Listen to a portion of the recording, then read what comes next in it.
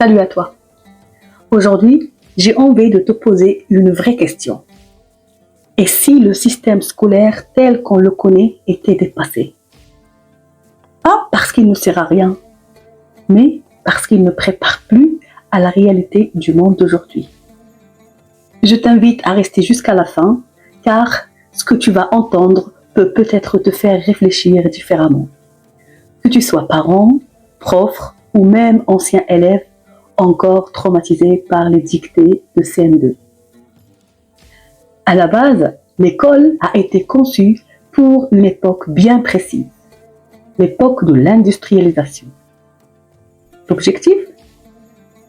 Former des gens à être ponctuels, obéir, suivre des consignes, faire la même tâche toute leur vie et surtout ne pas poser trop de questions.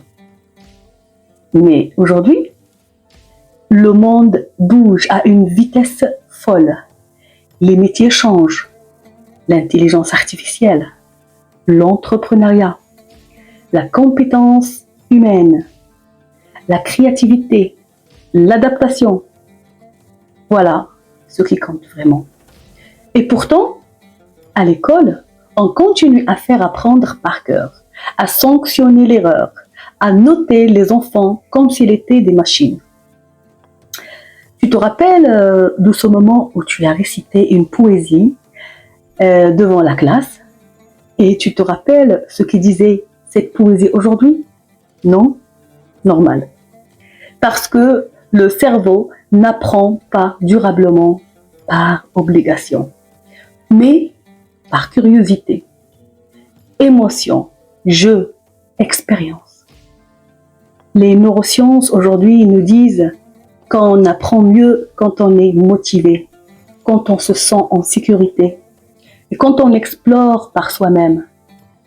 Et pourtant, toujours assis 6 heures par jour, toujours puni pour avoir échoué, toujours classé selon des notes, comme s'il y avait des bons et des mauvais. Mais où est le respect de l'unicité de chaque enfant? Où est le droit d'apprendre autrement? Où est le plaisir d'apprendre tout simplement? On passe 15 ans à l'école, minimum.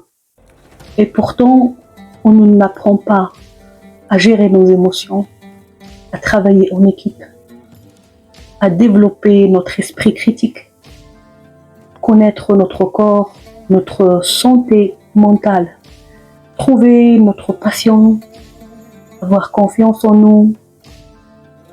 À la place, on nous apprend la date de la bataille de Marilyn, 1515 au cas où, mais qui a appris à s'aimer, qui a appris à se connaître, qui a appris à gérer ses peurs, son stress et sa colère. Je le dis avec beaucoup de respect. Les profs font ce qu'ils peuvent, avec les moyens qu'ils ont. Le problème, ce n'est pas eux, c'est le cadre rigide dans lequel ils doivent travailler. Des programmes imposés, des classes surchargées, une pression folle pour des résultats qui n'ont plus de sens. Alors, parfois, les enfants qu'on dit turbulents sont juste des enfants qui ne rentrent pas dans une case. Mais est-ce que c'est eux le problème? Ou la case elle-même? Une école où l'enfant apprend à penser par lui-même, pas comme les autres, où l'on cultive les talents naturels, où l'on valorise les intelligences multiples, corporelles, émotionnelles, sociales, artistiques, etc., etc. Une école qui fait grandir, pas qui formate. Une école qui éveille, pas qui endort.